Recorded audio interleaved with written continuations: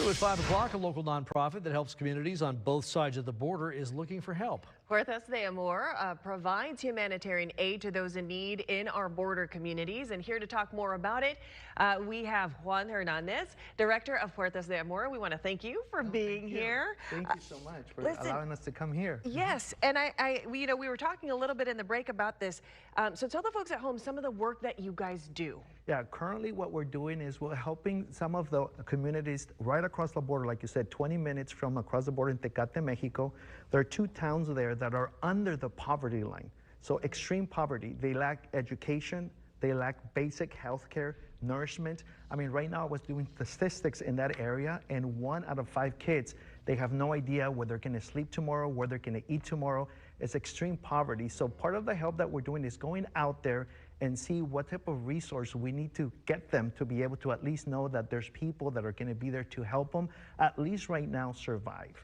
Yeah, so let's talk about the groups that your group specifically supports. Tell us more about them. Our group specifically supporting children that have been abandoned, children that have been left on the side, children that are unfortunately part of the system that they either outgrow or they simply escape the system.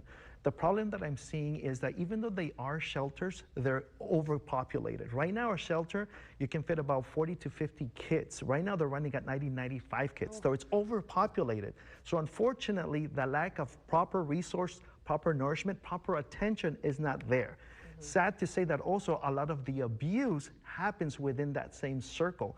So the kids rather leave that environment and try to go outside and see what they can do to survive. Because of the hunger, because of that source of living, unfortunately now they get into the bad crowds. Yeah. Gangs, violence, drugs. So now the cycle continues. Okay. So that's why we exist. Doors of Love in English means Puertas de Amor, doors of love. So we believe that we can now provide a door of love. So that way these kids can go through the door, not only will they see love, nourishment, but they'll be able to see a bigger, better future for them. That's part of the work that we're doing right now. Yeah, and when we're talking about an immediate need, sometimes you guys are getting, you get help, but Yes. the kids, they need food, water, clothing. I mean, that's just some of the things that That's they need basic. Immediately. Correct. And then long term.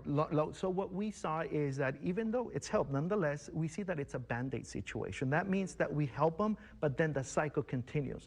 So because of some of this nonprofit work that we've been doing and some of these collaborations with our partners and our change makers, we call them, we were able to now get some fundings, and we were able to acquire 46 acres right between those 2 cities, or towns, I should say, that are extreme poverty. And what we want to do is now build a safe community. Take all of these kids that are out there and bring them into a controlled environment where now they can thrive, they can dream again. We can give them the proper nutrition, the proper medical help, the proper education for them to actually know that they have a future. So what can you tell us about the Friends Raising Dinner event that you're holding? San Diego is, this is a good spot of some of our change makers now, and they said, why don't you come down and do a Friends Raising Dinner celebration? And a Friends Raising is just a spin on fundraising.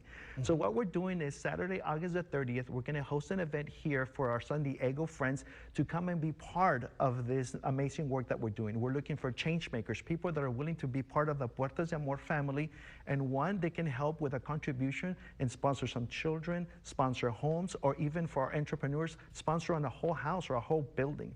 At the end of the day, there's not a seed small enough and there's not a seed big enough. We can take anything and everything, because we know at the end of the day, everybody does their part, and we can change futures for all these kids that are coming through our doors. Do they need to register for this dinner? How does that work? Yes, because it's limited spacing. Okay. If they can go to our website, or they can scan the QR code, that will send them straight to our website.